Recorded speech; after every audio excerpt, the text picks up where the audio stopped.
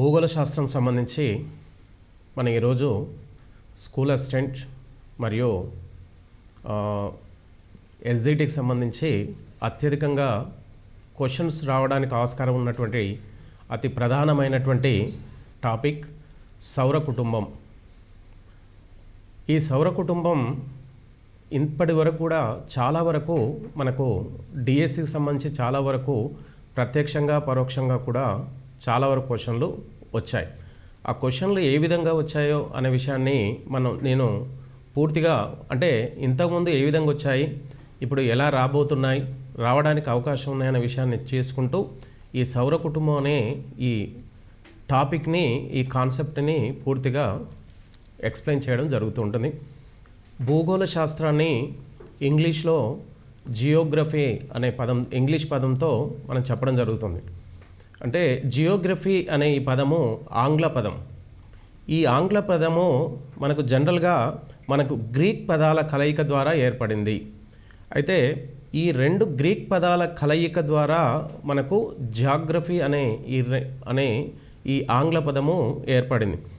ఈ గ్రీక్ పదాలైనటువంటి జియో మరియు గ్రాఫియా అనే రెండు గ్రీక్ పదాల కలయిక ద్వారా మనకు జాగ్రఫీ అనే ఈ ఆంగ్ల పదము ఏర్పడింది. జియోగ్రఫీని జనరల్గా భూగోళ శాస్త్రం అని సూచిస్తుంటాం. జియో అనగా భూమి, గ్రాఫియా అనగా వర్ణన. అంటే భూమికి సంబంధించి భూ ఉపరితలంపై ఉన్నటువంటి వివిధ భూస్వరూపాలు మరియు భూమధ్య రేఖ నుంచి ధృవాల వైపుకు వెళ్ళే కొద్దీ వివిధ రకాల శీతోష్ణ స్థితులు, వివిధ దేశాల మధ్య దూరాలు, వివిధ రకాల అడవుల యొక్క సాంద్రతను తెలియజేస్తుంటుంది. అయితే ఈ సౌర కుటుంబం అనేది మనకు విశ్వ ఆవిర్భావంలో, విశ్వంలో ఒక అతి సూక్ష్మమైన భాగంగా మనం చెప్పుకోవచ్చు. ఎందుకంటే ఈ విశ్వ ఆవిర్భావ సిద్ధాంతాన్ని బిగ్ బ్యాంగ్ థియరీ అని కూడా పిలుస్తూ ఉంటారు. ఈ బిగ్ బ్యాంగ్ థియరీని మనకు 1901 సంవత్సరంలో జార్జెస్ అబ్బే లెమెట్రియస్ అనే బెల్జియం సిటిజన్, బెల్జియం సంబంధించిన ఇతను ఈ బిగ్ బ్యాంగ్ థియరీ లేదా విశ్వ ఆవిర్భావ సిద్ధాంతాన్ని గురించి పూర్తిగా తెలియజేశారు. అంటే ఈ సిద్ధాంతం మనకు ప్రధానంగా ఈ విశ్వం ఎలా ఏర్పడింది, ఏర్పడడానికి ఎలాంటి కారణాలు అనే విషయాన్ని ఈ విశ్వ ఆవిర్భావ సిద్ధాంతంలో పూర్తిగా అబ్బే లెమెట్రియర్ అనే ఇతను ఈ భూగోళ శాస్త్రవేత్త పూర్తిగా తెలియజేశాడు. ఇక ఈ విశ్వ ఆవిర్భావ సిద్ధాంతాన్ని 1370 కోట్ల సంవత్సరాల క్రితము జార్జెస్ అబ్బే లెమెట్రియర్ అతను దీన్ని తెలియజేశాడు. అయితే కొన్ని కోట్ల సంవత్సరాల క్రితం విశ్వ ఆవిర్భావం జరిగినప్పుడు మనకు వివిధ నక్షత్రాలు సమూహంగా ఏర్పడ్డాయి. ఈ నక్షత్రాల యొక్క సమూహాన్నే మనకు జనరల్గా గెలాక్సీస్ అనే పేరుతో పిలుస్తూ ఉంటారు. గెలాక్సీస్ అనగా కొన్ని కోట్ల నక్షత్రాల సమూహాన్నే గెలాక్సీస్ అనే పేరుతో పిలుస్తూ ఉంటారు. కొన్ని నక్షత్రాల సమూహము గెలాక్సీస్ అనే పేరుతో పిలువబడుతున్న ఈ గెలాక్సీలలో మన సూర్యుడు ఒక నక్షత్రం. సూర్య నక్షత్రంలో మనం నివసిస్తూ ఉన్నాం. ఈ సూర్య నక్షత్రంలో మనకు సౌర కుటుంబము, ఈ సూర్యుని మన గెలాక్సీలో సూర్యుడు ఒక నక్షత్రంగా ఉన్నాడు. ఈ నక్షత్రమైనటువంటి సూర్యుడు మనకు జనరల్గా పాలవెల్లి, ఆకాశగంగా, మిల్కీవే, పాలపుత్త అనే వివిధ పేర్లతో పిలువబడుతున్న సూర్యుడు నక్షత్రంగా ఉన్నటువంటి గెలాక్సీ పాలవెల్లి. ఈ పాలపుంతలో మనకు కేంద్ర స్థానంలో సూర్యుడు ఉంటాడు. ఈ విశ్వంలో అత్యంత ప్రకాశవంతమైనటువంటి నక్షత్రము సూర్యుడు. సూర్యుని ఉపరితలం పైన దాదాపుగా సరాసరి ఉష్ణోగ్రత 6000 డిగ్రీల సెంటీగ్రేడ్ ఉష్ణోగ్రత ఉంటుంది. సూర్యుని అంతర్భాగం వద్ద ఉష్ణోగ్రత 1,000,000 డిగ్రీల సెంటీగ్రేడ్ వరకు లేదా ఈ 1,000,000 డిగ్రీ సెంటీగ్రేడ్ని మనకు లక్షల్లో 10 లక్షల డిగ్రీల సెంటీగ్రేడ్గా పిలవడం జరుగుతూ ఉంటుంది. విశ్వంలో అతి పెద్ద గెలాక్సీ హైడ్రా గెలాక్సీ. ఈ హైడ్రా గెలాక్సీ మనకు పాలవెల్లి అనే ఈ గెలాక్సీకి అతి దగ్గరగా ఉంటున్న గెలాక్సీ. అయితే ఈ పాలవెల్లిలో మనకు సూర్యుడు ఒక నక్షత్రం. భూమి సూర్యుడి నుంచి 3వ స్థానంలో ఉంటుంది. బుధుడు శుక్రుని తర్వాత భూమి సూర్యుడి నుంచి 3వ స్థానంలో ఉన్న గ్రహము. అయితే భూమికి అతి దగ్గరలో ఉన్నటువంటి నక్షత్రము సూర్యుడు. సూర్యుని తర్వాత భూమికి అతి దగ్గరలో ఉన్న 2వ నక్షత్రము ప్రాక్సిమా సెంట్రీ. సౌర కుటుంబంలో ప్రస్తుతం 8 గ్రహాలు ఉన్నాయి. ఈ 8 గ్రహాలకు ముందు 2006 సంవత్సరం అక్టోబర్లో మనకు సౌర కుటుంబంలో 9 గ్రహాలు ఉండేవి. ఈ 9 గ్రహాలలో ప్లూటో గ్రహాన్ని 2006 అక్టోబర్లో మనకు ఖగోళ సదస్సు అయినటువంటి ప్రేగ్ నగరంలో జరిగింది.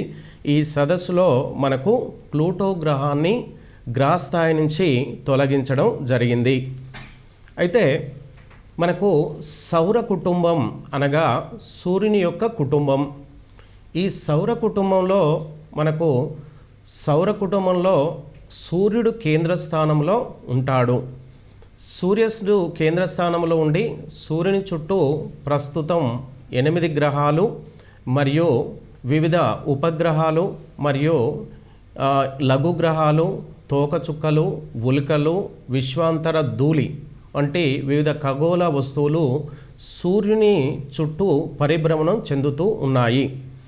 అయితే సౌర కుటుంబంలో ప్రస్తుతం ఉన్న 8 గ్రహాలలో మొదటి 4 గ్రహాలను అంతర్గ్రహాలు అని, తర్వాత 4 గ్రహాల తర్వాత ఉన్నటువంటి మిగతా 4 గ్రహాలని బాహ్య గ్రహాలుగా చూపిస్తున్నారు. అంతర్గ్రహాలు సూర్యునికి అతి దగ్గరగా ఉండడంచే వీటిని అంతర్గ్రహాలని, ఈ 4 గ్రహాల తర్వాత ఉన్న మిగతా 4 గ్రహాలని బాహ్య గ్రహాలు అని 2 భాగాలుగా విభజించడానికి గల కారణాలు తీసుకుంటే, ఈ సూర్యునికి అతి దగ్గరగా ఉన్న ఈ 4 గ్రహాలు పరిమాణంలో అతి చిన్నగా ఉంటాయి. బాహ్య గ్రహాలు పరిమాణంలో ఎక్కువగా ఉండడం చేత ఈ రెండింటిని బాహ్య గ్రహాలు మరియు అంతర్గ్రహాలుగా విభజించడం జరిగింది. అంతర్గ్రహాలకు జనరల్గా సాంద్రత అత్యధికంగా ఉంటుంది. మనకు బాహ్య గ్రహాలకు సాంద్రత అతి తక్కువగా ఉంటుంది. ఈ అంశాన్ని ఆధారంగా చేసుకొని కూడా బాహ్య గ్రహాలు, అంతర్గ్రహాలు అనే ఈ 2 భాగాలుగా దీన్ని విభజించారు. అయితే ఇందులో మనకు జనరల్గా బాహ్య గ్రహాలు, అంతర్గ్రహాలు తీసుకుంటే బుధుడు, శుక్రుడు, భూమి, కుజుడు. అయితే ఈ 4 గ్రహాలను అంతర్గ్రహాలు అనడానికి అతి ప్రధాన కారణం అంటే, ఈ 4 గ్రహాలు సూర్యునికి అతి దగ్గరగా ఉండడం ఒక విషయమైతే, మరియు వీటికి అత్యధిక సాంద్రత ఉండడం కూడా మరొక అంశం. అయితే జనరల్గా మనకు బాహ్య గ్రహాలు గురుడు, శని, వరుణుడు, ఇంద్రుడు. ఈ 4 గ్రహాల్లో అంతర్గతంగా ఎక్కువగా వాయువులు, ద్రవాలతో ఉండడం చేత వీటిని బాహ్య గ్రహాలుగా చూపించడం జరుగుతుంది. బాహ్య గ్రహాలు వాటి యొక్క సాంద్రత అతి తక్కువగా ఉండడం మరియు వీటి యొక్క పరిమాణము అధికంగా ఉండడం వల్ల కూడా బాహ్య గ్రహాలు అంతర్గ్రహాలుగా విభజించడం జరిగింది. అయితే సూర్యునికి అతి దగ్గరగా ఉన్న గ్రహము బుధుడు. దీన్ని మరొక పేరుతో కూడా పిలుస్తున్నారు. జనరల్గా ఇంగ్లీష్లో మెర్క్యూరీ అనే పేరుతో దీన్ని పిలుస్తున్నారు. ఇది పరిమాణంలో సౌర కుటుంబంలో అతి చిన్న గ్రహము. అయితే ఈ గ్రహానికి ఉపగ్రహాలు లేవు. అయితే శుక్రుడు సూర్యుడి నుంచి 2వ దూరంలో ఉన్న గ్రహము శుక్రుడు. శుక్రుడిని జనరల్గా ఇంగ్లీష్లో వీనస్ అంటారు. ఈ వీనస్ పరిమాణంలో 6వ పెద్దది. ఈ శుక్రుడి కూడా ఎలాంటి ఉపగ్రహాలు లేవు. 3వ గ్రహము సూర్యుడి నుంచి 3వ స్థానంలో భూమి ఉంది. భూమి జనరల్గా ఎర్త్ అంటారు ఇంగ్లీష్లో. భూమి పరిమాణంలో 5వది, సూర్యుడి నుంచి 3వది. అయితే భూమికి మనకు సహజ ఉపగ్రహము ఒకటి చంద్రుడు. ఓకే, నాలుగవది సూర్యుని నుంచి 4వ స్థానంలో కుజుడుని మరొక పేరు అంగారకుడు, ఇంగ్లీష్లో మార్స్ అనే పేరుతో సూచిస్తుంటారు. అయితే కుజుడు మనకు జనరల్గా పరిమాణంలో 7వది. కుజుడికి మనకు జనరల్గా 2 ఉపగ్రహాలు ఉన్నాయి. అది ఒకటి ఫోబోస్, రెండవది డెమోస్ అనే 2 ఉపగ్రహాలు ఉన్నాయి. అదేవిధంగా సూర్యుని నుంచి 5వ స్థానంలో ఉన్న గ్రహము గురుడు. జనరల్గా గురుడిని బృహస్పతి అనే పేరుతో కూడా చూపిస్తూ ఉంటారు. ఇక దీన్ని ఇంగ్లీష్లో గురుడిని జూపిటర్ అనే పేరుతో కూడా మనకు పిలవడం జరుగుతుంది.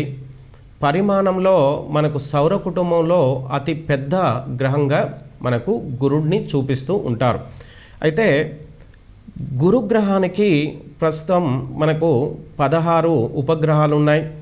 మరియు అటు తర్వాత 2వ అతి పెద్ద గ్రహము శని గ్రహము. ఈ శని గ్రహాన్ని మనకు జనరల్గా సాట్రన్ అనే పేరుతో ఇంగ్లీష్లో సూచిస్తుంటారు. దీనికి అత్యధికంగా ఉపగ్రహాలు 20 ఉన్నాయి. 3వది మనకు బాహ్య గ్రహాల్లో 3వ గ్రహం అయినటువంటి వరుణుడు, ఇంగ్లీష్లో యురేనస్ అని పిలుస్తుంటారు. ఇది పరిమాణంలో 3వ స్థానంలో ఉంది, గురుడు శని తర్వాత. దీనికి 15 ఉపగ్రహాలు ఉన్నాయి. ఇంద్రుడు జనరల్గా ఇంగ్లీష్లో నెప్ట్యూన్ అంటారు. ఇది పరిమాణంలో 4వ స్థానంలో ఉంది. మనకు దీనికి 8 ఉపగ్రహాలు ఉండడం ఉన్నాయి. అయితే మనకు జనరల్గా బుధునికి గల మరొక పేరు తీసుకుంటే అపోలో గ్రహం అని బుధ గ్రహాన్ని పిలుస్తూ ఉంటారు. శుక్రగ్రహాన్ని మనకు జనరల్గా మనకు వీనస్ అని ఇంగ్లీష్లో పిలిస్తే మనకిది 6వ పెద్దది. అయితే జనరల్గా శుక్రుడు భూమి ఈ 2 గ్రహాలు పరిమాణంలో దాదాపుగా సమానంలో ఉంటాయి. ఈ రెండిటికి సాంద్రత కూడా సమానంగా ఉన్నాయి. వీటి పరిమాణంలో సాంద్రత, అంతర్గత నిర్మాణము ఒకే విధంగా ఉండడం చేత శుక్రుడు మరియు భూమిలను మనకు కవల గ్రహాలు అనే పేరుతోని జనరల్గా పిలుస్తుంటారు. భూమికి జనరల్గా మనకు బ్లూ గ్రహం అని, లేదా నీలిగ్రహం అని, జలగ్రహం అని, మరియు జీవగ్రహం అని కూడా పిలుస్తూ ఉంటారు. అయితే కుజుడిని ఎరుపు గ్రహము, అంగారకుడు అంటే రెడ్. ఈ రెడ్ గ్రహం అనేటువంటి కుజుని పైన మనకు వాతావరణం, భూమి మీద ఉన్నటువంటి వాతావరణము ఉండొచ్చు అనే ఒక అపోహ మాత్రం మనకు కొన్ని సిద్ధాంతాల ద్వారా తెలుస్తుంది. అయితే గురుడు జనరల్గా మనకు అతి పెద్ద గ్రహము. ఇక శనిగ్రహం తీసుకుంటే శనిగ్రహాన్ని అందమైన గ్రహంగా పిలుస్తూ ఉంటారు. అందమైన గ్రహం అని శనిగ్రహాన్ని పిలుస్తూ ఉంటారు. వరుణుడు జనరల్గా మనకు గ్రీన్ ప్లానెట్ అంటారు. ఇక తర్వాత ఇంద్రుడు సూర్యుడి నుంచి అత్యంత ఎక్కువ దూరం ఉండడం చేత ఇంద్రగ్రహాన్ని అతి శీతల గ్రహము అనే పేరుతోని జనరల్గా పిలుస్తుంటారు. దీనికి 8 ఉపగ్రహాలు ఉన్నాయి. జనరల్గా మనకు భూమికి చంద్రుడు ఉపగ్రహము. అటు తర్వాత మనకు అంగార గ్రహానికి మనకు 2 ఉపగ్రహాలు ఉన్నాయి. మనకు ఫోబోస్ అండ్ డెమోస్. ఇక సౌర కుటుంబంలో మనకు గురుగ్రహానికి మనకు గనిమెడ అనే ఒక ఉపగ్రహం ఉంది. ఇది సౌర కుటుంబంలోనే అతి పెద్ద ఉపగ్రహము. గనిమెడ అనేది దీని పరిమాణము బుధ గ్రహ పరిమాణంతో సమానంగా ఉంటుంది. అయితే శనిగ్రహానికి అతి పెద్ద ఉపగ్రహము టైటాన్. ఈ టైటాన్ అనేది మనకు సౌర కుటుంబంలో 2వ అతి పెద్ద ఉపగ్రహము. అత్యధిక ఉపగ్రహాలు కలిగినటువంటి గ్రహము మనకు జనరల్గా గురుడు.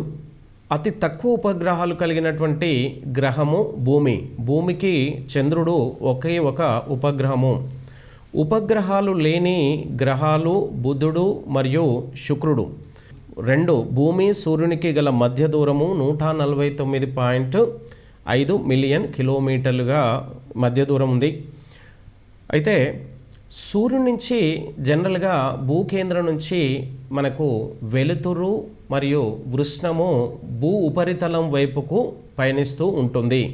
అలా భూ ఉపరితలం వైపుకు మనకు వస్తున్నటువంటి ఈ వెలుతురు వృష్ణము ఈ రెండు మనకు భూమి వైపుకు సూర్యకాంతి భూమి వైపుకు భూమి ఉపరితలానికి చేరుకోవడానికి పట్టే కాలము 8 నిమిషాలు. భూమికి చంద్రునికి జనరల్గా మధ్య దూరం మనకు జనరల్గా సూర్యుడు మరియు భూమికి మధ్య దూరము 149.5 కిలోమీటర్లు అవుతే భూమి చంద్రునికి మధ్య దూరము 3,84,365 కిలోమీటర్ల మధ్య దూరం ఉంటుంది. తర్వాత తీసుకుంటే జనరల్గా మనకి ఈ సౌర కుటుంబంలో ఉన్నటువంటి 8 గ్రహాలు మరియు వివిధ ఉపగ్రహాలు మరియు లఘు గ్రహాలు వీటినే మనకు ఆస్ట్రాయిడ్స్ అంటారు. అటు తర్వాత మనకు తోకచుక్కలు, ఉలకలు, విశ్వాంతర ధూళి ఇవన్నిటినీ ఖగోళ వస్తువులుగా జనరల్గా పిలుస్తుంటారు. ఈ ఖగోళ వస్తువులు మనకు సూర్యుని యొక్క గురుత్వాకర్షణ శక్తి చేత వివిధ కక్షల్లో సూర్యుని చుట్టూ పరిభ్రమణం చెందుతూ ఉంటాయి. అలా భూమికి చంద్రునికి మధ్య దూరము 3,84,365 కిలోమీటర్లుగా ఉంటుంది. అయితే భూమి గురుత్వాకర్షణ శక్తి చంద్రుని గురుత్వాకర్షణ శక్తిలో 1/6 వంతుగా ఉంటుంది. అంటే భూమి ఉపరితలం పైన భూమి గురుత్వాకర్షణ శక్తి 9.8గా ఉంటే అది చంద్రుని గురుత్వాకర్షణ శక్తి మనకు 1/6 వంతుగా చంద్రుని పైన ఉంటుంది. చంద్రుని యొక్క భ్రమణ పరిభ్రమణ కాలాలు సమానంగా ఉంటాయి. అంటే చంద్రుని యొక్క భ్రమణ పరిభ్రమణ కాలాలు సమానం. మనకు ఈ కాలము ఎంత ఉంటుందంటే 27 రోజుల 7 గంటల 43 నిమిషాల 12 సెకండ్లుగా ఈ భ్రమణ పరిభ్రమణ కాలాలు ఉంటాయి. అంటే ఈ భ్రమణ పరిభ్రమణ కాలాలు రెండు సమానంగా ఉండడం చేత సూర్యునిలోని సగభాగం మాత్రమే భూ ఉపరితలంపై ఉన్నటువంటి మనము చూడగలుగుతున్నాము.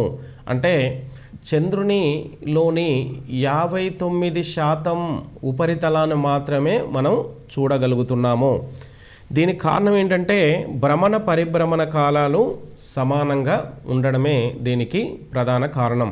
జనరల్గా శిలాశకలాలు అనగా లఘు గ్రహాలు, దీన్ని ఇంగ్లీష్లో ఆస్ట్రాయిడ్స్ అంటారు.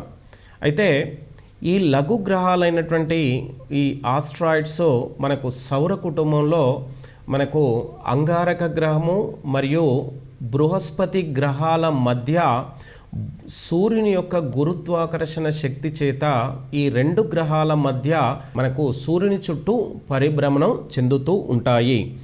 అలా ఈ శిలాశకలాలు అన్నటువంటి ఈ లఘు గ్రహాలు సూర్యుని గురుత్వాకర్షణ శక్తి చేత మనకు సూర్యుని చుట్టూ పరిభ్రమణం చెందే క్రమంలో కొన్ని సమయాలలో ఈ లఘు గ్రహాలైనటువంటి శిలాశకలాలు అవి ఒకదానికి ఒకటి గ్రుద్దుకోవడం చేత వివిధ పీసెస్ చిన్న చిన్న ముక్కలుగా అవి విస్ఫోటనం చెంది ఈ లఘు గ్రహాలైనటువంటి విస్ఫోటనం చెందినటువంటి ఈ లఘు గ్రహాలు మనకు ముక్కలుగా ఏర్పడడం చేత సూర్యుని యొక్క గురుత్వాకర్షణ శక్తి చేత బయటి ప్రాంతం వైపుకు ఆకర్షించబడి ఎక్కువ భాగము ఈ లఘు గ్రహాల ముక్కలు ఈ పీసెస్ ఏవైతే ఉంటాయో ఇవి భూమి యొక్క గురుత్వాకర్షణ శక్తి చేత ఆకర్షించబడ్డ ఈ లఘు గ్రహాలను భూ ఉపరితలంలోకి ప్రవేశించగానే వీటిని ఉల్కలు అనే పేరుతో పిలుస్తూ ఉంటారు. ఈ శిలాశకలాలు కుజుడు గురు గ్రహాల మధ్యలో సూర్యుని చుట్టూ తిరుగుతూ ఉంటాయి. ఇలా తిరుగుతూ అవి వివిధ శిలాశకలాలన్నీ ఒకదానికొకటి తాడనం చెంది చిన్న చిన్న ముక్కలుగా ఏర్పడి భూమి వైపుకు ఆకర్షించబడుతూ ఉంటాయి. గ్రహాల ఆవిర్భావ సిద్ధాంతాల్లో తీసుకుంటే మనకు ఈ గ్రహకాల పరికల్పన సిద్ధాంతం అనే ఒక సిద్ధాంతము చంబర్లిన్ మౌల్టిన్ అనే ఇద్దరు శాస్త్రవేత్తలు సిద్ధాంతాన్ని కనుక్కోవడం జరిగింది. గ్రహకాల పరికల్పన సిద్ధాంతము దీని 1950లో మనకి సిద్ధాంతాన్ని ఈ మౌల్టన్ అండ్ చంబర్లిన్ అనే ఈ శాస్త్రవేత్తలు మనకు తెలియజేశారు. ఈ సిద్ధాంతం ప్రకారంగా సూర్యునిలోని కొంత వాయు భాగము సూర్యుని నుంచి విడిపోయి మనకు వివిధ గ్రహాలుగా ఏర్పడి మనకు సౌర కుటుంబం ఏర్పడిందనే విషయాన్ని ఈ సిద్ధాంతము తెలియజేస్తుంది. దాన్నే ఆ సిద్ధాంతాన్ని గ్రహకాల పరికల్పన సిద్ధాంతంగా మనకు తెలియజేస్తున్నారు. ఇది దాదాపుగా అందరూ శాస్త్రవేత్తలు దీన్ని అంగీకరించడం జరిగింది. సూర్యుడి నుండి గ్రహాల ఆవిర్భావము అనే ఈ సిద్ధాంతముని జనరల్గా గ్రహాల పరికల్పన సిద్ధాంతం అంటారు. విశ్వం నుండి చూస్తే భూమి నీలిరంగులో కనబడుతుంది. మనకు జనరల్గా నీలిరంగు అంటే బ్లూ కలర్లో విశ్వం నుంచి భూమి కనబడుతుంది. అతి తక్కువ భ్రమణ కాలం కలిగినటువంటి గ్రహము బృహస్పతి, అత్యధికంగా భ్రమణ కాలం కలిగినటువంటి గ్రహము శుక్రుడు. ఇక చంద్రకళలో అంటే మనకు ప్రతి 15 రోజుల కాలంలో ప్రతి 15 రోజులలో చంద్రుని పరిమాణం క్రమంగా తగ్గుతూ తిరిగి 15 రోజులలో క్రమంగా పెరగడాన్ని చంద్రకళలు అనే పేరుతోని జనరల్గా చెప్తారు. ఇక అక్షాంశాలు రేఖాంశాలు, మనకు అక్షాంశాలు రేఖాంశాలు అనేవి మనకు జనరల్గా ఇవి ఊహాజనిత రేఖలుగానే మనం చూస్తున్నాం. ఈ ఊహాజనిత రేఖల్ని మొట్టమొదటిసారిగా భూగోళం పైన అనగా గ్లోబ్ని జనరల్గా భూమికి ఒక నమూనాగా మనం తెలియజేస్తూ ఉంటాం. గ్లోబ్ని భూమికి ఒక నమూనాగా మనం చూస్తాము. అయితే మొట్టమొదటిసారిగా ఈ ఊహాజనిత రేఖలైనటువంటి అక్షాంశాలు మరియు ఈ రేఖాంశాలను గ్లోబ్ పైన మొట్టమొదటిసారిగా గీయడం జరిగింది. భూమి జనరల్గా గోళాకారంలో ఉంటుంది. అంటే అక్షాంశాలని జనరల్గా భూ ఉపరితలం పైన అడ్డంగా గీయబడ్డ ఈ ఊహారేఖల్ని అక్షాంశాలు అంటారు. నిలువుగా గీయబడ్డ ఈ ఊహాజనితల్ని రేఖాంశాలనే పేరుతోని జనరల్గా సూచిస్తూ ఉంటారు. అయితే ఈ అక్షాంశాలు రేఖాంశాలు అడ్డంగా ఉంటే అక్షాంశాలుగా, నిలువుగా ఉంటే రేఖాంశాలుగా వీటిని గ్లోబ్ పైన మొట్టమొదటిసారిగా గీయడం జరిగింది. గ్లోబ్ పైన అనగా మనకు జనరల్గా భూగోళం పైన గీసినట్టుగా మనం ఊహించుకోవాల్సి ఉంటుంది. అయితే భూమి మీద మనకు ఎక్కడా కనబడవు కాబట్టి వీటిని ఊహాజనిత రేఖలుగానే మనం చూడడం జరుగుతూ ఉంటుంది. ఈ అక్షాంశాలనే ఈ పదాన్ని లాటిన్ భాష నుండి దీన్ని తీసుకోవడం జరిగింది. అక్షాంశాలనే ఈ పదాన్ని మనకు జనరల్గా ఇంగ్లీష్లో లాటిట్యూడ్స్ అంటారు. అయితే ఈ పదాన్ని లాటిన్ భాష నుంచి తీసుకోవడం వల్ల దీన్ని లాటిన్ భాషలో లాటిట్యూడ్ అనే పదంగా మనకు తెలుస్తుంది. అయితే మనకి అక్షాంశాలు అనగా వెడల్పు అని దాన్ని జనరల్గా మనం వెడల్పు అనే పదంగా దాన్ని అర్థంగా తీసుకుంటూ ఉంటాం. అయితే లాంగిట్యూడ్ అనే ఆంగ్ల పదము లాటిన్ భాషలో లాటిట్యూడ్, మనకు ఆంగ్లంలో లాటిట్యూడ్స్ అని పిలుస్తూ ఉంటాం. దీని అర్థం ఏంది? పొడవు అని అర్థం. లాంగిట్యూడ్స్ జనరల్గా లాటిట్యూడ్స్ అనేవి మనకు వెడల్పును సూచిస్తాయి. లాంగిట్యూడ్ అనేది పొడవును సూచిస్తూ ఉంటుంది. భూ ఉపరితలంపై ఉత్తర కొరన ఉన్నటువంటి ఒక స్థిర బిందువు, దక్షిణ కొరన ఉన్నటువంటి మరొక స్థిర బిందువు అనే రెండు స్థిర బిందువులు ఉంటాయి. ఈ రెండు స్థిర బిందువులో ఒకటి ఉత్తర ధ్రువం, రెండవది దక్షిణ ధ్రువం. ఉత్తర దక్షిణ ధ్రువాలకు సరిగ్గా మధ్యలో భూమి చుట్టూ గీయబడ్డటువంటి అతి పెద్ద అక్షాంశాన్ని 0 డిగ్రీ అక్షాంశం అంటే 0 డిగ్రీస్ చేత సూచిస్తూ ఉంటారు. దీన్ని సరిగ్గా ఉత్తర దక్షిణ ధ్రువాలకు సరిగ్గా మధ్యలో ఉన్నటువంటి ఈ 0 డిగ్రీ అక్షాంశాన్ని జనరల్గా భూమధ్య రేఖ అనే పేరుతో కూడా పిలుస్తూ ఉంటారు. అయితే ఈ భూమధ్య రేఖ ప్రతి అక్షాంశాన్ని కూడా మనకు భూమి చుట్టూ గీయబడ్డటువంటి ఊహాజనిత రేఖలు. అంటే మనకు భూమి చుట్టూ గీయబడ్డటువంటి ఊహాజనిత రేఖలు కాబట్టి జనరల్గా భూమి చుట్టూ గీయబడ్డటువంటి ఈ రేఖల్ని వృత్తాకారాలుగా ఉండడం చేత వీటి అక్షాంశాలను జనరల్గా అక్షాంశాల ఆకారాన్ని మనకు వృత్తాలు అనే పేరుతో కూడా సూచించడం జరుగుతుంది. అంటే అక్షాంశాలని వృత్తాలుగా కూడా పిలుస్తూ ఉంటారు. అయితే భూమధ్య రేఖ ఉత్తర దక్షిణ ధ్రువాలకు సరిగ్గా మధ్యలో భూమి చుట్టూ గీయబడ్డటువంటి అతిపెద్ద వృత్తం. అంటే ఈ భూమధ్య రేఖని అతిపెద్ద మనకు బృహత్ వలయము అనే పేరుతో కూడా దీన్ని పిలవడం జరుగుతుంది. అయితే భూ ఉపరితలంపైనటువంటి భూమధ్య రేఖ చేత భూ ఉపరితలము 2 అర్ధభాగాలుగా విభజించబడుతుంది. అయితే భూమధ్య రేఖకు ఉత్తరాన ఉన్న ఈ భాగాన్ని ఉత్తర అర్ధగోళము అనే పేరుతో పిలుస్తూ ఉంటారు. దక్షిణాన ఈ భాగాన్ని దక్షిణ అర్ధగోళంగా పిలవడం జరుగుతుంది. అంటే భూమధ్య రేఖ చేత భూమి 2 అర్ధభాగాలుగా విభజించబడుతుంది. పైన ఉన్న ఈ భాగాన్ని ఉత్తరార్ధగోళమని, దక్షిణాన ఉన్న ఈ అర్ధభాగాన్ని దక్షిణార్ధగోళంగా పిలవడం జరుగుతుంది. అయితే ఈ ఉత్తరార్ధగోళాన్ని మనకు మొత్తం 90 అక్షాంశాలుగా విభజించారు. దక్షిణార్ధగోళాన్ని 90 అక్షాంశాలుగా విభజించారు.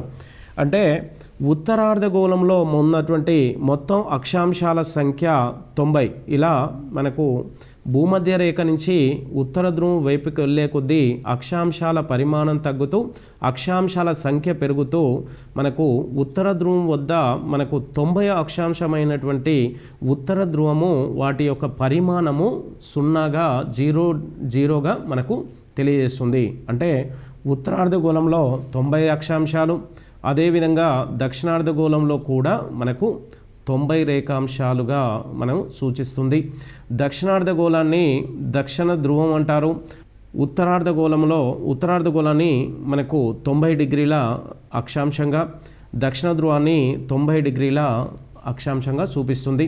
అయితే దక్షిణార్ధగోళంలో 90 అక్షాంశాలు, ఉత్తరార్ధగోళంలో 90 అక్షాంశాలు అనగా భూ ఉపరితలంపై ఉన్న మొత్తం అక్షాంశాల సంఖ్య ఉత్తరార్ధగోళంలో 90, దక్షిణార్ధగోళంలో 90 ప్లస్ భూమధ్య రేఖ మనకు మొత్తం 90 ప్లస్ 90 ప్లస్ 90 ప్లస్ భూమధ్య రేఖ 1 మొత్తం 181 అక్షాంశాలు భూ ఉపరితలంపై మనకు గీయడం జరిగింది. అయితే మొత్తం భూ ఉపరితలంపై ఉన్నటువంటి అక్షాంశాల సంఖ్య 181గా తీసుకోవడం జరుగుతుంది. అయితే ప్రతి 2 అక్షాంశాల మధ్య దూరము ఎప్పుడైనా సరే 111 కిలోమీటర్లుగానే ఉంటుంది. భూ ఉపరితలంపై ఉన్నటువంటి ప్రతి 2 అక్షాంశాల మధ్య దూరము 111 కిలోమీటర్లుగా ఉంటుంది. అయితే ఈ అక్షాంశాల చేత వివిధ ప్రాంతాల మధ్య దూరాలను మరియు వివిధ ప్రాంతాల మధ్య మరియు వివిధ దేశాల మధ్య శీతోష్ణ స్థితిని తెలుసుకోవడానికి అక్షాంశాలు ప్రధానంగా ఉపయోగపడుతూ ఉంటాయి. రైట్. ఉత్తరార్ధగోళంలో ఉన్న అక్షాంశాలు 90, దక్షిణార్ధగోళంలో ఉన్నటువంటి అక్షాంశాలు 90. భూగోళంపై మొత్తం అక్షాంశాలు 181గా మనం తీసుకోవడం జరుగుతుంది. అయితే అక్షాంశాల వలన ఒక ప్రాంతపు శీతోష్ణ స్థితి మరియు ఉనికిని తెలుసుకోవచ్చు. అయితే వివిధ సూర్యకిరణాల యొక్క ప్రసరణం మీద ఆధారపడి ఋతువులు శీతోష్ణ మండలాలుగా కూడా భూపరితలాన్ని మనకు విభజించవచ్చు. అదేవిధంగా రేఖాంశాలు అయితే మనకు జనరల్గా రేఖాంశాలు మనకు ఉత్తర దక్షిణ ధ్రువాలను కలుపుతూ భూకేంద్రం గుండా గీయబడ్డటువంటి అతి ప్రధానమైనటువంటి ఊహారేఖని 0 డిగ్రీ రేఖాంశము అంటారు. ఈ రేఖాంశం చేత భూగోళము పశ్చిమ అర్ధగోళము మరియు తూర్పు అర్ధగోళము లేదా దీన్నే పూర్వ అర్ధగోళము అనే పేరుతో కూడా పిలుస్తూ ఉంటారు. అయితే 0 డిగ్రీ రేఖాంశం చేత భూమి పశ్చిమార్ధగోళం తూర్పార్ధగోళంగా విభజించబడుతుంది. అదేవిధంగా భూమధ్య రేఖ చేత కూడా భూమి ఉత్తరార్ధగోళము మరియు దక్షిణార్ధగోళంగా విభజించబడుతూ ఉంటుంది. అయితే 0 డిగ్రీ రేఖాంశాన్ని గ్రీన్విచ్ రేఖాంశము అనే పేరుతో కూడా పిలుస్తూ ఉంటారు. గ్రీన్విచ్ రేఖాంశము అని ఎందుకు పిలుస్తారంటే, మనకు 0 డిగ్రీ రేఖాంశము ఇంగ్లాండ్ దేశం సరిగ్గా మధ్యలో గుండా ఉత్తరం నుంచి దక్షిణానికి వెళ్తూ ఉంటుంది. అయితే ఇంగ్లాండ్ దేశం మధ్య గుండా వెళ్తుంది. ఈ ఇంగ్లాండ్ దేశంలో గ్రీన్విచ్ అనే ఒక ప్రాంతం గుండా ఈ 0 డిగ్రీ రేఖాంశం వెళ్ళడం చేత మనకు దీన్ని గ్రీన్విచ్ లైన్ అనే పేరుతో కూడా జనరల్గా పిలుస్తూ ఉంటారు. అయితే ఈ రేఖాంశాలను ఉపయోగించి మనకు జనరల్గా ఈ రేఖాంశాలు అర్ధవృత్తాకారంలో భూ ఉపరితలం పైన ఉత్తర దక్షిణ అర్ధగోళాలను కలుపుతూ మన ఉత్తర ధ్రువం దక్షిణ ధ్రువంని కలుపుతూ గీయడం జరుగుతుంది. కాబట్టి వీటిని మనకు అర్ధవృత్తాలు అనే పేరుతోని జనరల్గా పిలుస్తూ ఉంటారు.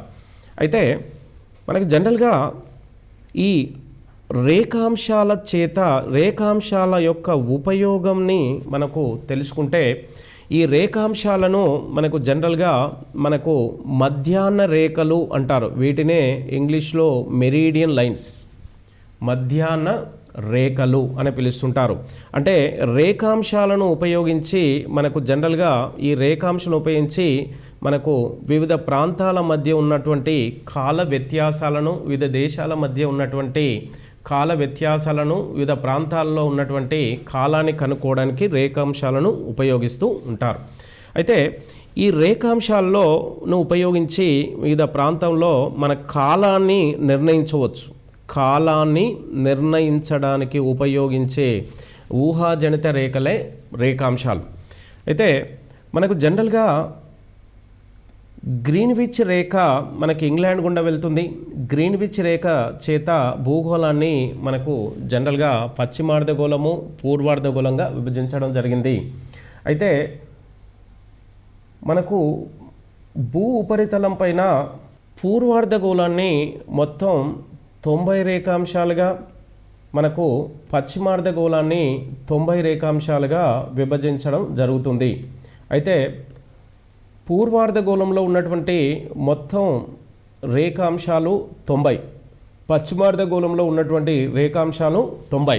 అంటే మనకు అర్ధభాగమే కనబడుతున్నటువంటి భూ ఉపరితలంలో ఉన్నటువంటి మొత్తం రేఖాంశాలు 180.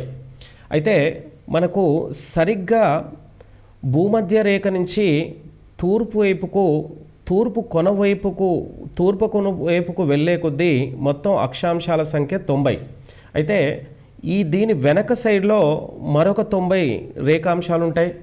పశ్చిమార్ధగోళంలో రేఖాంశాలు 90. మనకు ఈ పశ్చిమార్ధగోళం వెనక సైడ్లో ఉన్నటువంటి రేఖాంశాలు మొత్తం 90.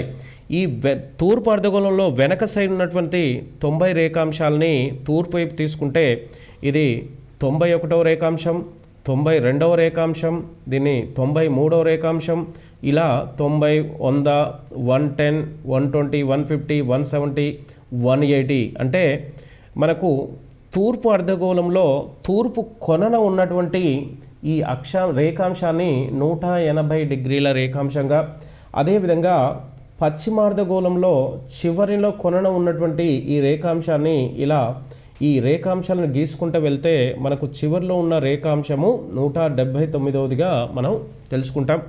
అయితే ఇది ప్రపంచ భూగోళ శాస్త్రంగా మనకు ప్రపంచ పటంగా వస్తూ ఉంటుంది. ఇక్కడ దీన్ని మళ్ళీ యాస్ట్రీజ్గా గ్లోబ్గా మనం మార్చుకున్నట్టయితే ఈ 180 డిగ్రీల రేఖాంశము మనకు సరిగ్గా 0 డిగ్రీ రేఖాంశము, అంటే గ్రీన్విచ్ రేఖకు సరిగ్గా వెనక వైపున ఇది 180 డిగ్రీల రేఖాంశము మనకు ఫిక్స్ అయిపోతుంది, అంటే జాయిన్ అవుతుంది. ఈ 180 డిగ్రీల రేఖాంశము మనకు భూగోళానికి అటువైపు, అంటే ముందు వైపు మనకు పగలుంటే వెనక సైడు రాత్రి ఉంటుంది. ఈ రాత్రిలో 0 డిగ్రీ రేఖాంశానికి వెనక వైపున 180 డిగ్రీల రేఖాంశం ఉంటుంది. ఈ రేఖాంశాన్ని జనరల్గా ఏమంటారంటే మనకు అంతర్జాతీయ దినరేఖగా దీన్ని సూచించడం జరుగుతుంది. అంతర్జాతీయ దినరేఖ వద్ద మనకు రోజు మారే రేఖాంశాన్ని అంతర్జాతీయ దినరేఖ అంటారు. దీన్ని 180 డిగ్రీల రేఖాంశం చేత సూచించడం జరుగుతుంది. అయితే ఇటు తర్వాత తీసుకుంటే మనకు తూర్పు అర్ధగోళంలో ఉన్నటువంటి రేఖాంశాలు 180 డిగ్రీలు, పశ్చిమ అర్ధగోళంలో ఉన్నటువంటి రేఖాంశాలు 179, తూర్పు వైపు 180. అయితే భూ ఉపరితలంపై ఉన్నటువంటి మొత్తం రేఖాంశాల సంఖ్య పశ్చిమ అర్ధగోళము ప్లస్ తూర్పు అర్ధగోళము ప్లస్ గ్రీన్విచ్ లైన్. అయితే పశ్చిమ అర్ధగోళంలో 179, తూర్పు అర్ధగోళంలో 180 ప్లస్ గ్రీన్విచ్ లైన్ ఒకటిగా తీసుకుంటే మొత్తం భూ ఉపరితలంపై ఉన్నటువంటి మొత్తం రేఖాంశాలు 108గా మనకు తెలియజేస్తుంది. అయితే 180 డిగ్రీల ఈ రేఖాంశాన్ని మొట్టమొదటిసారిగా అంతర్జాతీయ దినరేఖగా ఎక్కడ గుర్తించారనే విషయం తీసుకుంటే మనకు 1884 సంవత్సరంలో న్యూయార్క్లో ఖగోళ శాస్త్రవేత్తల సదస్సులో దీన్ని అంతర్జాతీయ దినరేఖగా గుర్తించారు. అయితే ఈ 180 డిగ్రీల అంతర్జాతీయ దినరేఖ మనకు జనరల్గా ప్రపంచంలోని అతి పెద్ద మహాసముద్రమైనటువంటి పసిఫిక్ మహాసముద్రంలోని బేరింగ్ జలసంధి గుండా వెళ్తుంది. ప్రపంచ ప్రామాణిక కాలరేఖ అయినటువంటి గ్రీన్విచ్ రేఖ, దీన్ని 0 డిగ్రీ రేఖాంశం చేత చూపిస్తుంటారు. ఇక భారత ప్రామాణిక కాలరేఖ అయినటువంటి 82.5 డిగ్రీల తూర్పు రేఖాంశము ఈ ప్రపంచ ప్రామాణిక కాలరేఖ మరియు భారత ప్రామాణిక కాలరేఖల మధ్య ఈ కాల వ్యత్యాసాన్ని 5.5 గంటలుగా సూచించడం జరుగుతుంది. భారతదేశము జనరల్గా 8 డిగ్రీల నుంచి 37 డిగ్రీల అక్షాంశాల మధ్య, అదే రేఖాంశాల ప్రకారము 68 నుంచి 97 డిగ్రీల రేఖాంశాల మధ్య భారతదేశము విస్తరించి ఉంది. భారతదేశాన్ని 23.5 డిగ్రీల కర్కట రేఖ భారతదేశాన్ని 2 అర్ధ భాగాలుగా విభజిస్తుంది. ఇలా భారతదేశము 2 అర్ధ భాగాలుగా కర్కట రేఖ చేత విభజించబడుతుంది. గ్రీన్విచ్ రేఖని 0 డిగ్రీ రేఖాంశం అని కూడా పేరుతో కూడా పిలుస్తుంటారు. అయితే మనకు తూర్పు అర్ధగోళంలో మొత్తం అక్షాంశాల సంఖ్య 108గా మనకు సూచిస్తుంది. గోళంలో 179, తూర్పు అర్ధగోళంలో 180. అయితే ఇక్కడ గ్రీన్విచ్ రేఖతో కలుపుకుంటే మనకు పశ్చిమ అర్ధగోళంలో 180 డిగ్రీలు, 180 రేఖాంశాలు, తూర్పు అర్ధగోళంలో 180. అయితే మనకు భూమి పశ్చిమ నుంచి తూర్పుకు భూ అక్షాన్ని ఆధారంగా చేసుకొని భూమి ఎల్లవేళలా పశ్చిమ నుంచి తూర్పుకు తిరుగుతుంది. ఇలా తిరిగే క్రమంలో ప్రతి 2 రేఖాంశాల మధ్య కాల వ్యత్యాసము ఎల్లవేళలా 4 నిమిషాలుగా ఉంటుంది. అంటే భూమి తన చుట్టూ తాను తిరగడానికి మొత్తం 24 గంటల కాలం తీసుకుంటుంది. 24 గంటలు అంటే ఒక దినం. అయితే ప్రతి 2 రేఖాంశాల మధ్య కాల వ్యత్యాసం 4 నిమిషాలు. అయితే మనకు పశ్చిమార్ధగోళంలో 180 రేఖాంశాలు, మనకు పశ్చిమార్ధగోళంలో 180 రేఖాంశాలు, తూర్పు అర్ధగోళంలో 180 రేఖాంశాలు. అలా దీన్ని 12 గంటలు పశ్చిమార్ధగోళంలో, మనకు తూర్పు అర్ధగోళంలో 12 గంటలు. అంటే భూమి తన చుట్టూ తాను తిరగడానికి 24 గంటల కాలం పడుతుంది.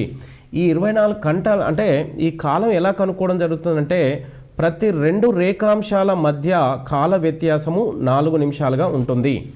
అయితే భారతదేశము జనరల్గా 68 నుంచి 97 డిగ్రీల రేఖాంశాల మధ్య విస్తరించి ఉంది. అంటే భారతదేశం గుండా 29 రేఖాంశాలు వెళ్తూ ఉంటున్నాయి.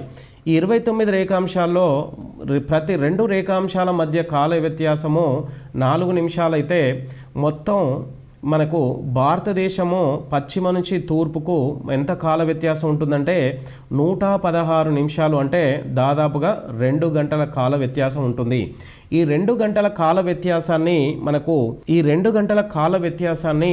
సరి సమానంగా నిర్ణయించడానికి మనకు భారత ప్రామాణిక కాలం అనే ఒక ప్రామాణిక కాల రేఖ అవసరపడ్డది. ఈ అవసరపడ్డటువంటి ప్రామాణిక కాలరేఖ మనకు భారత ప్రామాణిక కాలంగా తీసుకోవడం జరుగుతూ ఉంటుంది. భారతదేశం 2 అర్ధ భాగాలుగా విభజించబడుతుంది. ఇది 23.5 డిగ్రీల అక్షాంశం చేత. అయితే భారతదేశము భారత ప్రామాణిక కాలాన్ని 82.5 డిగ్రీల రేఖాంశంపై గణిస్తున్నారు. అయితే ఇంగ్లాండ్ దేశాన్ని 2 అర్ధ భాగాలుగా విభజిస్తున్నటువంటి రేఖాంశాన్ని 0 డిగ్రీ రేఖాంశము లేదా గ్రీనిచ్ రేఖాంశంగా పిలవడం జరుగుతుంది. అయితే ఇంగ్లాండ్ ప్రామాణిక కాలానికి భారత ప్రామాణిక కాలానికి మధ్య గల కాల వ్యత్యాసము జనరల్గా 5.5 గంటలుగా మనము తీసుకోవడం జరిగింది. ఈ 5.5 గంటల కాలం అనేది మనం ఏ విధంగా తెలుసుకోవడం జరుగుతుందంటే, మొట్టమొదటిసారిగా మన భారత ప్రామాణిక కాలము మరియు ఇంగ్లాండ్ దేశాల మధ్య ఉన్నటువంటి మొత్తం కాల వ్యత్యాసము 5.5 గంటలు. ఈ 5.5 గంటలు ఎలా తెలుసుకుంటారంటే, మనకు ఇంగ్లాండ్ మరియు భారతదేశం మధ్య ఉన్నటువంటి మొత్తం రేఖాంశాలు మరియు మొత్తం రేఖాంశాలని 4 నిమిషాల చేత మనకు గణించగా మొత్తం కాల వ్యత్యాసం అనేది కనుక్కోవడం జరుగుతుంది. ఈ కాల వ్యత్యాసము మనకు జనరల్గా భారత్ ఇంగ్లాండ్ల మధ్య ఉన్నటువంటి అక్షాంశాలని 182.5 రేఖాంశాలు ఇంటూ 4 నిమిషాలు, ఇది మొత్తం ఎంత అవుతుంది? 330 నిమిషాలుగా మనం చూడడం జరుగుతుంది. దీన్ని గంటల్లోకి చేంజ్ చేస్తే 5.5 గంటలు.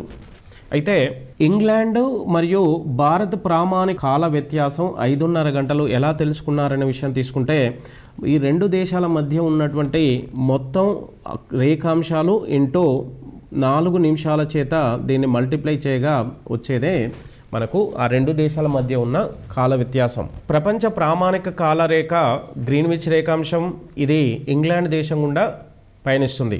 భారత ప్రామాణిక కాలరేఖ 82.5 డిగ్రీల తూర్పు రేఖాంశము, ఇది భారతదేశాన్ని 2 అర్ధ భాగాలుగా విభజిస్తూ ఉత్తరం నుంచి దక్షిణానికి పయనిస్తుంది. అయితే ఇంగ్లాండు మరియు ప్రపంచ ప్రామాణిక కాలము మరియు భారత ప్రామాణిక కాలాల మధ్య కాల వ్యత్యాసము 5.5 గంటలుగా ఉంటుంది. దీన్ని తెలుసుకోవడానికి ప్రపంచ ప్రామాణిక కాలరేఖ మరియు భారత ప్రామాణిక రేఖల మధ్య ఉన్నటువంటి మొత్తం రేఖాంశాలు ఇంటూ 4 నిమిషాల చేత మనకు మల్టిప్లై చేయగా వచ్చే మొత్తం కాలాన్ని ఆ 2 దేశాల మధ్య ప్రామాణిక కాలంగా మనం కాల వ్యత్యాసంగా తీసుకోవడం జరుగుతుంది. అయితే ప్రపంచాన్ని జనరల్గా మనకు 24 కాలమండలాలుగా, ప్రపంచంలో మొత్తం కాలమండలాలు 24గా గుర్తించారు. అయితే ప్రపంచ కాలమండలాలు అత్యధికంగా ఉన్న దేశం రష్యా. ఇందులో రష్యాలో 9 కాలమండలాలు, అదేవిధంగా అత్యధిక కాల మండలాలు నది కెనడా, మూడోది తీసుకుంటే అమెరికా 5, ఆస్ట్రేలియాలో 3, భారతదేశం కాలమండలం 1. ఒక్కొక్క కాలమండలం 1 గంటతో సమానంగా సూచిస్తుంది.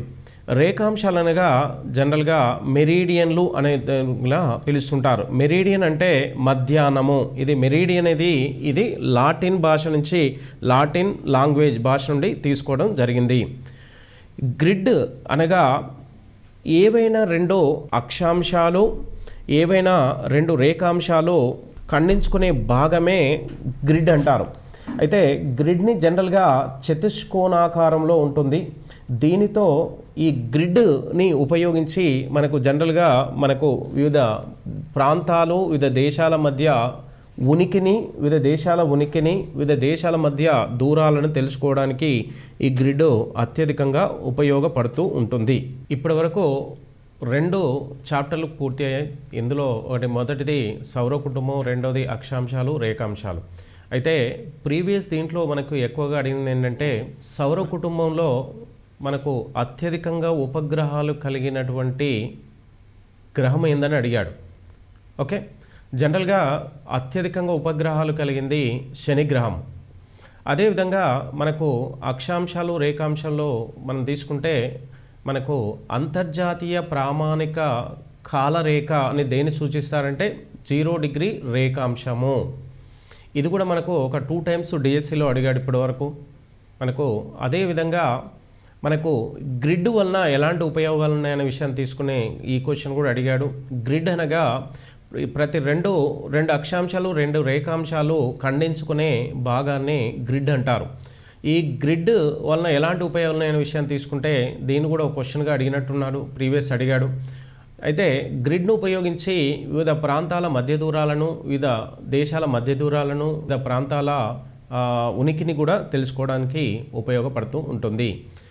అదేవిధంగా మనకు మెరీడియన్ అనే ఈ పదాన్ని ఏ భాష నుంచి తీసుకున్నారని తీసుకుంటే లాటిన్ పదం నుంచి తీసుకున్నారనే క్వశ్చన్ కూడా ప్రీవియస్ ఇంతకుముందు అడిగాడు. అయితే సౌర కుటుంబంలో మనకు అత్యధికంగా క్వశ్చన్లు అడిగింది ఏంటంటే ఒక అంతకుముందు మనకు జనరల్గా సౌర కుటుంబంలో ఉన్నటువంటి కవల గ్రహాలు ఏందనే విషయాన్ని కూడా ఒకసారి క్వశ్చన్గా అడిగాడు. అది మనకు శుక్రుడు, భూమి, ఈ రెండింటిని కవల గ్రహాలు అనే పేరుతో పిలుస్తుంటారు. జనరల్గా కవల గ్రహాలు అంటే మనకు రెండు ఒకే విధంగా దాని యొక్క నడవడిక అంటే ఒకే పరిమాణంలో ఉండడం, ఒకే సాంద్రత ఉండడం, ఒకే అంతర్నిర్మాణం ఉండడం అనే విషయాలను ఆధారంగా చేసుకుని ఈ రెండింటిని మనకు కవల గ్రహాలుగా తెలియజేయడం జరుగుతూ ఉంటుంది. ఓకే, ఈ 2 చాప్టర్ నుంచి అతి ప్రధానమైన మేబీ ఎక్కువగా వచ్చే అవకాశాలు కూడా ఎక్కువగా ఉంటాయి.